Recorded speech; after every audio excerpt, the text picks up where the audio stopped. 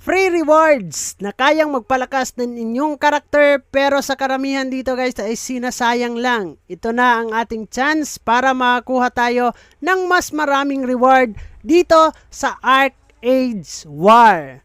So ganito lang ang mga gagawin natin. Kailangan nyo lang mag-login every day. Tapusin mo yung basic mission like hunting, dungeon, daily grind. At ganun lang kadali guys, makakuha tayo ng maraming reward dito sa kanilang game. Pero dito ang pinakamaganda guys, meron silang Grand Thanks Festival event sa ngayon nga dito at makakakuha tayo ng restoration ticket at synthesis ticket guys, no? So ito yung pinaka importante na masave po natin yung ating mga field upgrades po dito.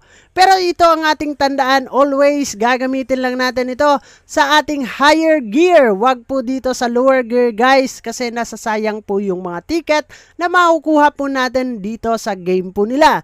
Kung paano tayo mag-participate, pasok lang kayo dito sa kanilang menu and then makikita po natin itong chicken and meron po ditong 3rd anniversary special chicken tracker. So dito natin makukuha yung mga reward as of now. So dito guys, kailangan nilang claim rewards at ayun, nakakuha tayo ng kanilang reward po dito. So yung makukuha natin dito sa bagong server na Gendiloon server reward.